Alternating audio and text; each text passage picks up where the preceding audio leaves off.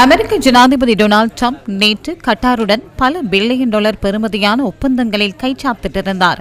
இந்த ஒப்பந்தங்கள் சுமார் 1.2 டிரில்லியன் டாலர் பெறுமதியான முதலீடுகளை உள்ளடக்கியதாக சர்வதேச ஊடகங்கள் செய்தி வெளியிட்டுள்ளன. இந்த ஒப்பந்தத்தின் ஊடாக அமெரிக்காவிடமிருந்து 96 பில்லியன் டாலர் பெறுமதியான போயிங் 787 ரக ட்ரீம் லைனர் மற்றும் 210-777X விமானங்களும் கொள்வனவு செய்யப்பட உள்ளன. அமெரிக்க ஜனாதிபதி கட்டார் ஏர்வேஸ் நிறுவனத்துடனும் ஒப்பந்தத்தில் கைச்சாத்திட்டார். கட்டாரில் உள்ள அல் உதைத் விமானத்தளம் மற்றும் ஏனைய வான் பாதுகாப்பு முயற்சிகளுக்காக 38 பில்லியன் டாலர் பெறுமதியான முதலீட்டை அமெரிக்கா செய்யவுள்ளது. இதேவேளை அமெரிக்க ஜனாதிபதி சிரியாவுக்கு எதிரான தடையை நீக்கியமை தொடர்பில் அமெரிக்கா, துருக்கி மற்றும் சிரிய அதிகாரிகளுக்கு இடையில் இன்று கலந்துரையாடல் ஒன்று நடைபெறவுள்ளது. இதனையடுத்து அமெரிக்க ஜனாதிபதி ஐக்கிய அரபு ராச்சியத்திற்கு விஜயம் செய்யவுள்ளார்.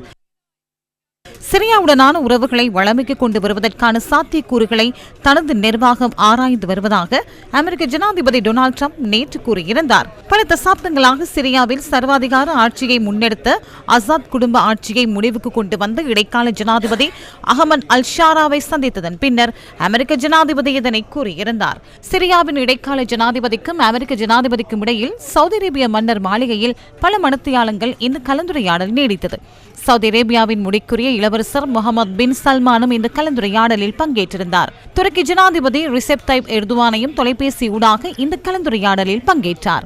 சிரியா மீதான அமெரிக்க தடைகளை நீக்க சவுதியின் முடிக்குரிய இளவரசர் முகமது பின் சல்மான் மற்றும் துருக்கி ஜனாதிபதி ஆகியோர் கோரியதாகவும் அமெரிக்க ஜனாதிபதி கூறியுள்ளார். அதற்கமையவே அமெரிக்க ஜனாதிபதி சிரியாவின் இடைக்கால ஜனாதிபதியை சந்தித்திருந்தார்.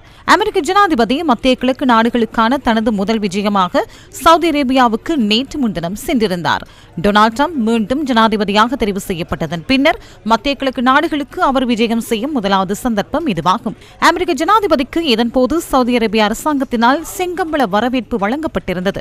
டிரம்பின் சவுதி அரேபியாவுக்கான விஜயத்தை முன்னிட்டு விசேட பாதுகாப்பு ஏற்பாடுகள் செய்யப்பட்டிருந்ததுடன் ஜனாதிபதி டிரம்புக்காக நடமாடும் மெக்டொனால்டு வாகனம் ஒன்றும் ஏற்பாடு செய்யப்பட்டிருந்தது.